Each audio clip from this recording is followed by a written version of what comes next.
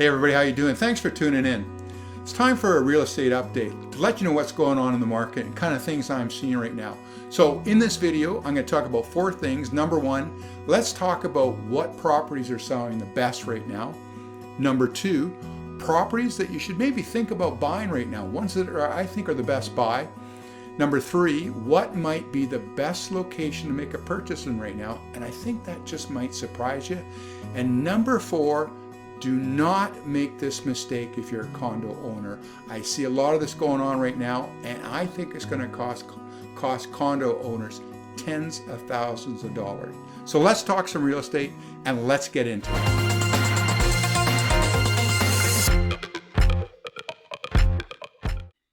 So the way this year's kind of started off is January, probably the first 3 weeks were fairly slow, and then kind of the end of January, things started to pick up. And here's my kind of perspective on what's really happened here is I feel that buyers feel that mortgage rates, if they're not at their peak, they're probably really close. There might be a little bit more of an uptick, but we're kind of thinking probably in the next 6 or 12 months, the mortgage rates are going to probably start to drop again.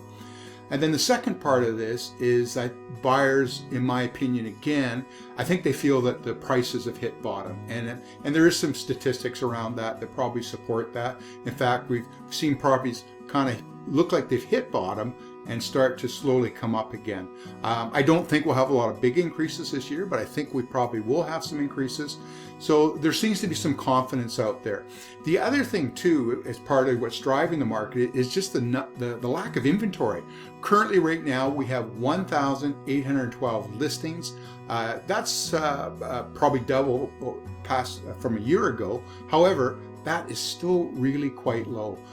Probably about 3,000 listings at this time of year would be a fairly balanced market where it wouldn't be favoring buyer or seller, something like that. So that kind of gives you an overall kind of look at what the market's like right now. But the types of properties that are selling best right now are single family houses. And I got a couple of case studies I'm going to go over with you right now. So the first property I'm going to talk about is one of my own listings, and this was on Neal Street, which is over in the Camosun / Jubilee area. I had the property listed before Christmas, got fairly steady showings on it, got kind of one lowball offer. We were listed at $975 at that time. Fortunately, the seller did not accept the lowball offer. I won't tell you what it was. Decided she wanted to take it off over Christmas with the plan of let's bring it back in January. Good thing we did. We relisted the property end of January, January 30th, and I would have never guessed this. In the first 2 days, we had 24 showings. We got 3 offers, and it sold $16,000 over the list price. We had come back a little bit lower in price at $949, and we ended up selling it for $965. So incredible change in just a little bit over a month in the market. So there seems to be real confidence out there, particularly in the single family market. And the other thing is the inventory is so low, people need to buy houses. They need to have a place to live. The second property I'm going to talk about is in the Sunnymead area. It's a rancher type of house, an executive rancher we'll call it, and Sunnymead's very popular, and rancher houses sell well. And this was just listed a few days ago, as a matter of fact. Number of showings was not as big as on Neal Street, but a different price point too. This one's listed at $1.4 million. So we got 12 showings, and we got 3 offers on it. There's still some conditions on the property, so I can't tell you exactly what it sold for. But single family seems to be the hottest part of the market right now. So number 2, what properties are the best buy right now? I'm going to say condos and townhouses. But having said that too, kind of depends on what type of condo, where it is. Some actually are selling quite well. They have to be priced well, but it is still not uncommon to have multiple offers on it. But there is a bigger selection of condos than probably any other product right now. Townhouses, particularly multi-level ones, aren't selling quite as well right now. Rancher ones always do sell well, but that's probably the end of the market where I think you can maybe get the best buy-in. the condo market in particular.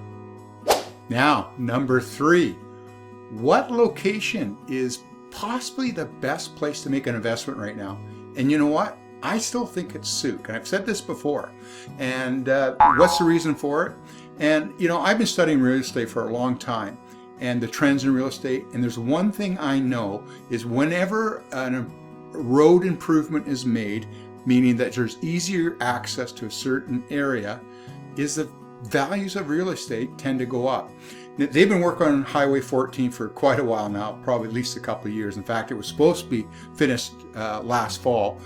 They're now saying it will be substantially finished this spring. I'm not sure what substantially means, but I'm told that it's going to take about 10 minutes off the drive from Souk to Langford, and that's a big difference.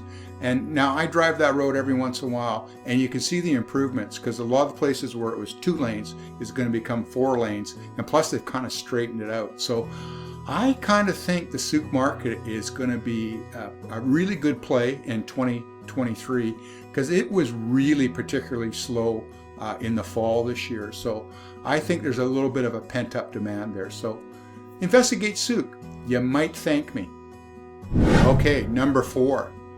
The big mistake that I see happening with condos right now. And I'll back up a little bit on this because we have some changes there. So there's only one age restriction you can possibly have in condo buildings right now, and that's 55 plus.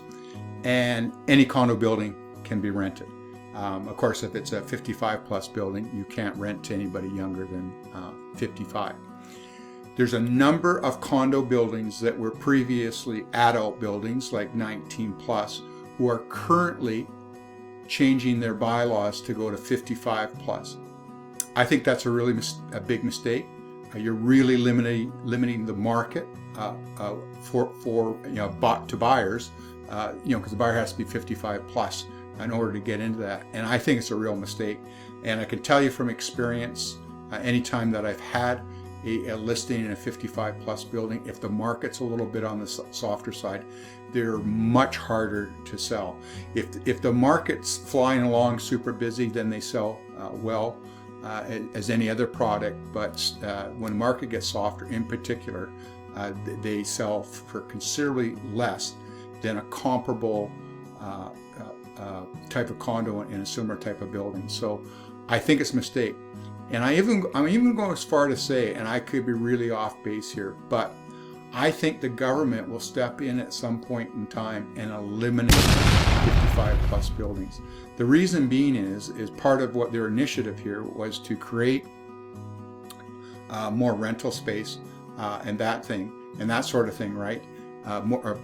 Create more rentals, and by limiting it to 55 plus, that's kind of defeats part of the purpose here. So I wouldn't be surprised if the government steps in at some point in time and says 0 age restrictions. I don't have a crystal ball. That's my thoughts. Okay, well, that's it. That's what I've seen happen in the market right now. So if you got any comments, please make them down below. I do respond to them. And if you want to know what your castle is worth, you can either leave a comment down below, or you can respond to my telephone number or my email address that'll be on the screen here somewhere. Hey, thanks for listening. Have a great day. Talk to you soon.